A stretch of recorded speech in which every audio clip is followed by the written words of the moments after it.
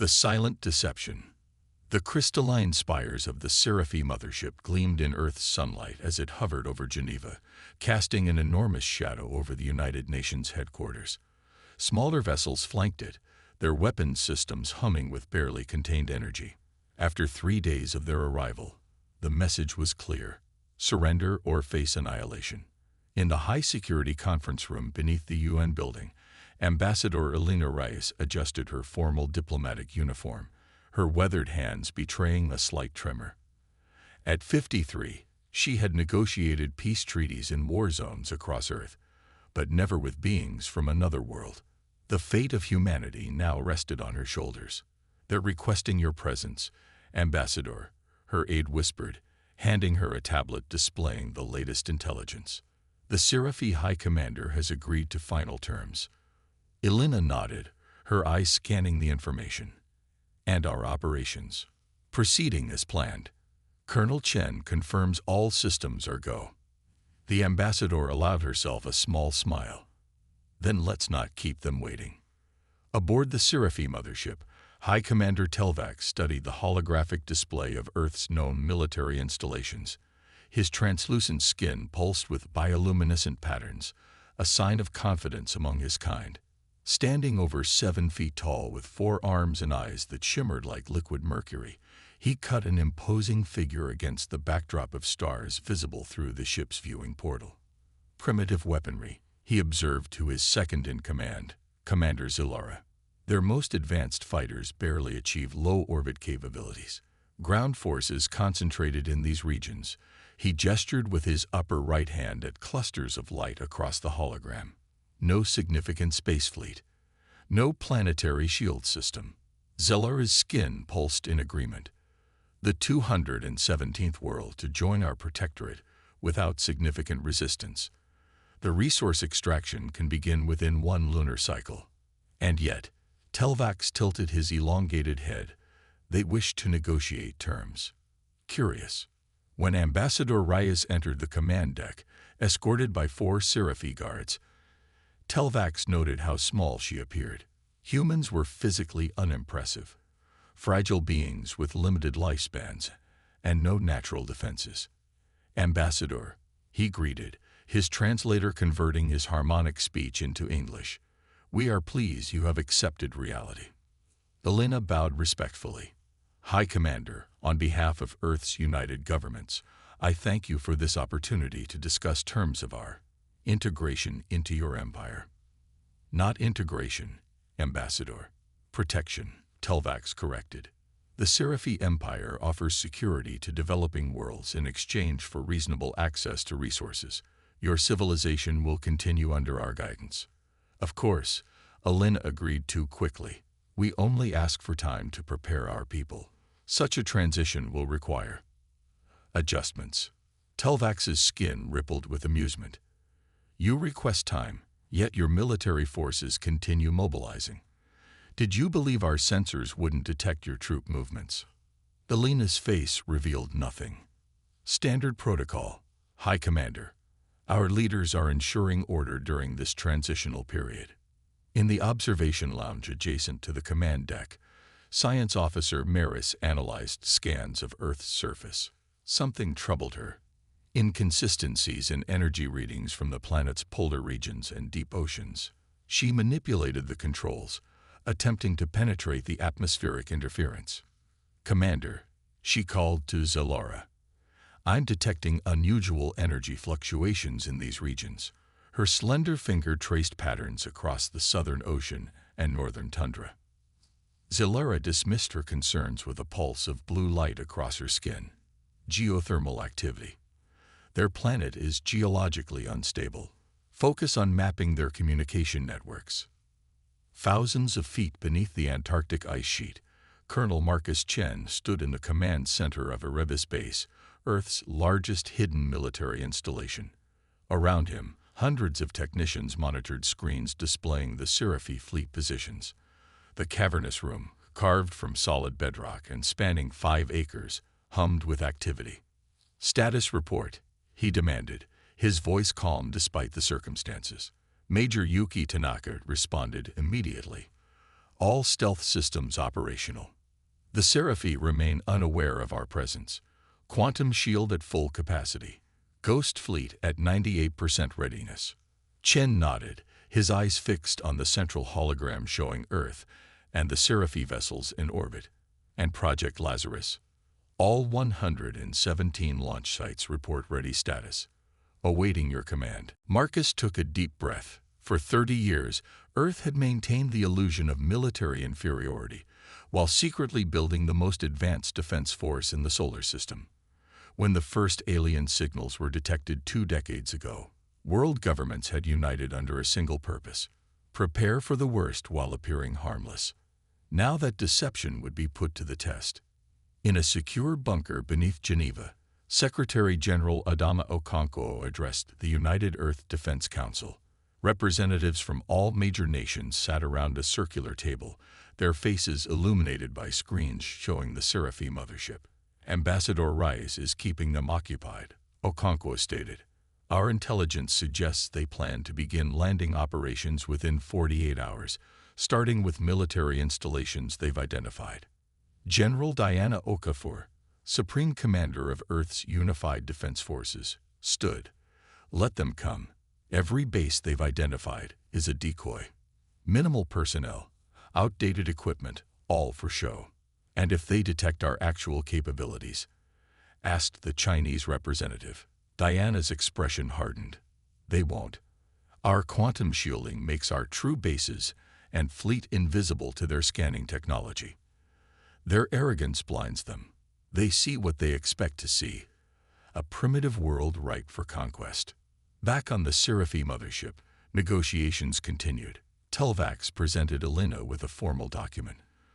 Terms of Earth's surrender and integration into the Seraphi Protectorate.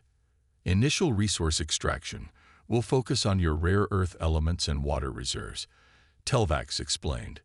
Your governments will maintain control over your populations, but all major decisions must be approved by our administrative council. Elena reviewed the document, buying time.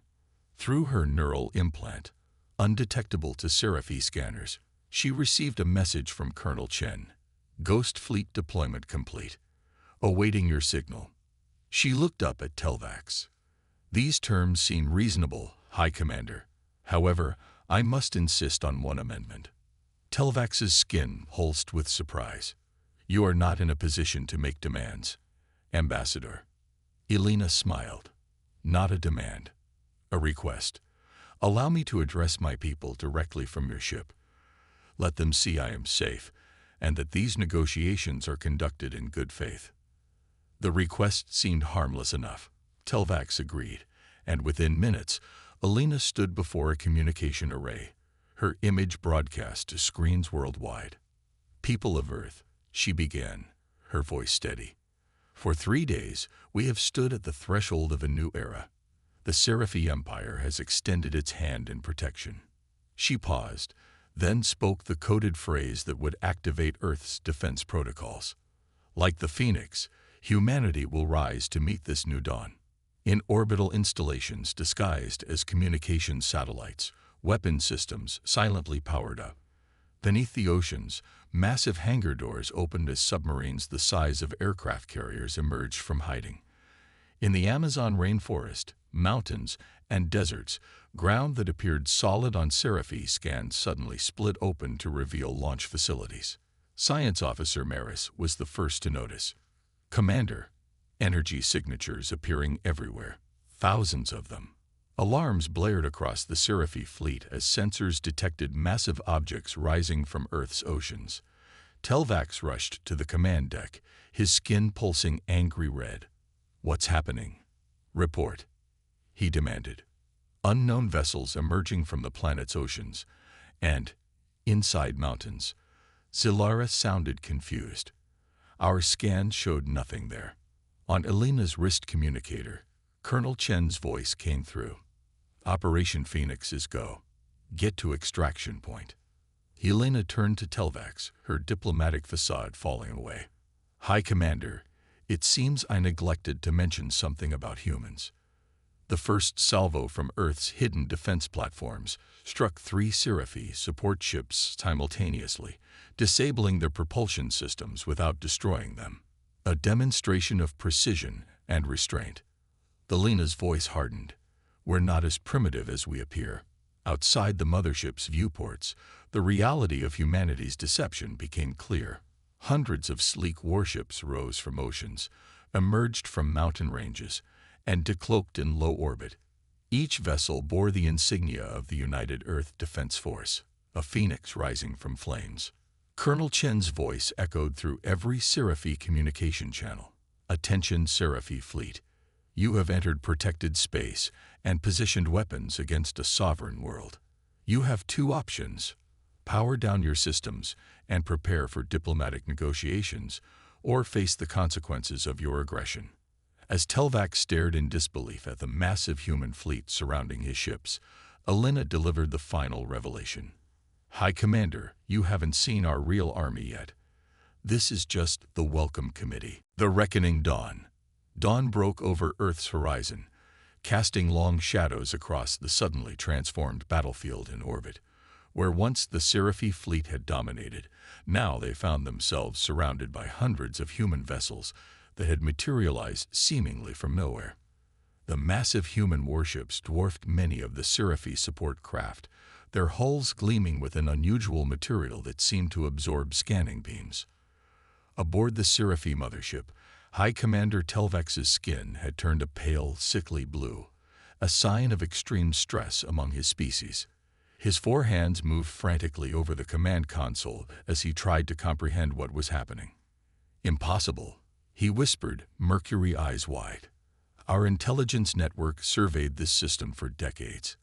There were no signs of advanced space capability. Ambassador Elena Reyes stood calmly on the command deck, now flanked by 2 human soldiers who had been disguised as her aides.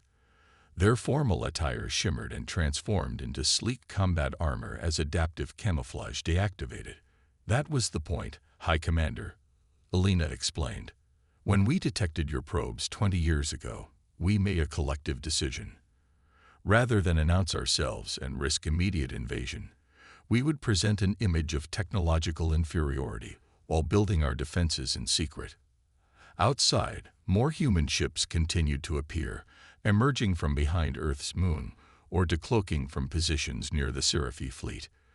The tactical display showed over 500 human vessels, now surrounding the 67 ships of the Seraphi Armada. In Earth's Erebus base, Colonel Marcus Chen watched the unfolding situation with grim satisfaction. Beside him, General Diana Okafor had arrived to take direct command of the operation. Phase 1 complete, Chen reported. All Ghost Fleet vessels deployed and in position. Quantum shields operating at optimal efficiency. The Seraphi are completely surrounded. Diana nodded, her tall frame imposing in her formal military uniform, adorned with the insignia of the United Earth Defense Force. Excellent. And Ambassador Reyes. Secure and transmitting. Her neural link is stable. On a massive screen, they could see through Elena's eyes. The shocked expressions of the Seraphi command staff, the frantic activity as they tried to respond to Earth's unexpected show of force. Open a direct channel to High Commander Telvax, Diana ordered. It's time he understood exactly what he's dealing with. On the mothership's command deck, a holographic projection suddenly materialized. General Okafor's stern face appearing 10 feet tall before the Seraphi leadership. High Commander Telvax, she began, her voice resonating through the chamber. I am General Diana Okafor, Supreme Commander of the United Earth Defense Force. You came to our world expecting submission. You found deception instead. Now you will learn respect. Telvax attempted to regain his composure, his skin slowly shifting toward a more controlled purple hue. Your deception changes nothing, General. The Seraphi Empire spans 300 star systems. This fleet is merely a diplomatic escort. When word reaches our homeworld. It won't, Diana interrupted. At least, not for some time. We've established a quantum disruption field around your fleet. No faster than light communications can penetrate it. This revelation sent new waves of panic through the Sci-Fi officers. Their entire strategy relied on rapid communication with the Empire's central command. In the cold vacuum of space between Earth and Mars, the true extent of humanity's technological achievement was revealing itself. A massive structure that had been hidden in orbit around Mars began moving toward Earth. A space station 5 miles long, shaped like a spear, bristling with weapon emplacements, and surrounded by smaller support craft. The Excalibur, Chen explained to his officers, our first interstellar vessel, completed 3 years ago, but kept in Mars orbit to avoid detection by Sci-Fi long-range scanners. Science Officer Maris was the first among the Sci-Fi to notice the approaching behemoth. "High Commander," she gasped, her skin paling. "A vessel of unprecedented size is approaching from the direction of the fourth planet." Telvax turned to the viewport, his composure finally shattering as the massive human dreadnought emerged from behind Mars, visible even at this distance as a glinting speck that grew larger by the moment. "How?" he demanded, turning to Elena. "How did you achieve this level of technology without detection?" Elena's expression remained neutral. "By compartmentalizing our research and development. By building underground and underwater. By developing quantum shielding that renders our facilities invisible to your scanning technology." Her tone hardened. "And by learning from the 17 other species you've subjugated in this sector alone." This final revelation hit Telvax like a physical blow. "You've been in contact with our protectorates." "Victims would be a more accurate term," Elena corrected. "For 5 years, we've maintained secret diplomatic channels with the Praxis Federation and the Altaran Collective, both protected by your empire. They've shared quite interesting perspectives on Sci-Fi protection." Aboard Excalibur, Admiral Hikaru Tanaka took command of the operation's final phase. At 72, he was the oldest active military commander in Earth's service, having dedicated his entire career to preparing for this moment. "All weapons systems online," reported his tactical officer. "Targeting solutions acquired for all Sci-Fi vessels." "Hold fire," Hikaru commanded. "This is a demonstration of power, not its application. Let them see what they're facing." The Excalibur's massive ion cannons charge, creating visible arcs of blue energy along the ship's spine. The display was deliberately theatrical, designed to impress upon the Sci-Fi the futility of resistance without firing a single shot. Back in the Sci-Fi mothership, Commander Zalara approached Telvax, her voice low. "We should retreat, High Commander. Regroup with the main fleet in the Deneb sector." "Our engines are surrounded," Telvax replied, his voice hollow. "Any aggressive movement would trigger an immediate response." He turned to Elena. "What are your terms, Ambassador?" Elena smiled. "Now we negotiate as equals, High Commander. You will return to your empire with a message. Earth is not available for protection. Furthermore, we demand the immediate liberation of the Praxis and Altaran worlds." Telvax's skin darkened with anger. "Impossible. The Empire would never." "The Empire doesn't need to know the full extent of our capabilities," Elena interrupted. "Only that we possess enough power to defend ourselves and our allies. Your choice is simple. Agree to our terms, or we will demonstrate our resolve on your fleet." In Erebus Base, General Okafor watched the exchange with satisfaction. "Prepare for Demonstration Alpha," she ordered. "Target the uninhabited moon of Mars." On her command, 5 human vessels broke formation and aligned themselves facing Mars. Their weapon systems charged in unison, and 5 beams of concentrated energy converged at a single point before lancing toward the distant red planet. When they struck Mars's smallest moon, Deimos, the results were immediately visible. The tiny moon shattered, fragments spinning away in a new asteroid field. The display of power was unmistakable, but clear message. What happened to Deimos could happen to the Sci-Fi fleet. High Commander Telvax stared at the tactical display, showing the destruction of the Martian moon, his options rapidly dwindling. With no communication to the Empire and his fleet outgunned and surrounded, he made the only logical choice. "We will withdraw," he conceded, his voice hollow, "and convey your message to the Imperial Council." Elena nodded. "A wise decision. You will be permitted to leave with your flagship and 5 escort vessels.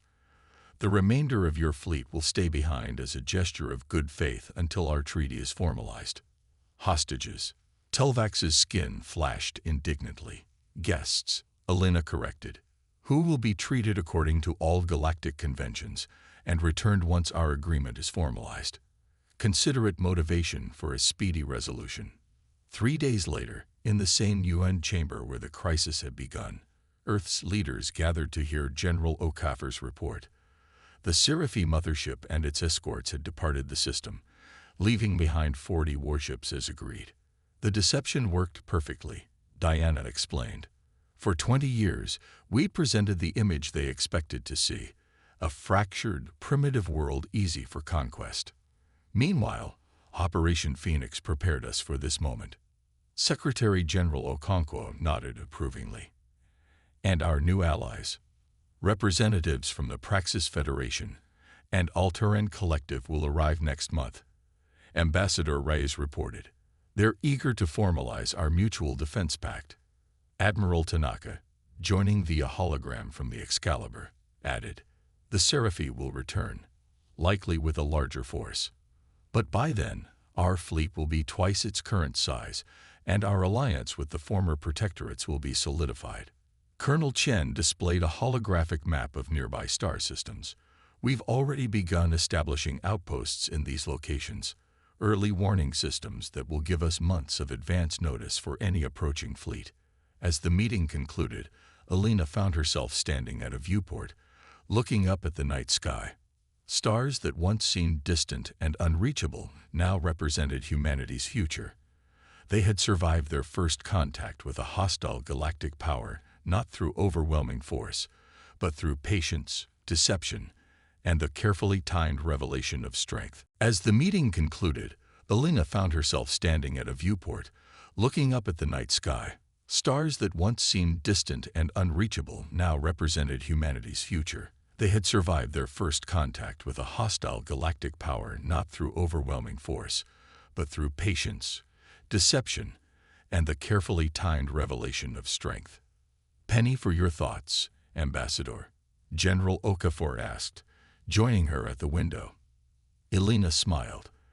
"I was just thinking about High Commander Telvax.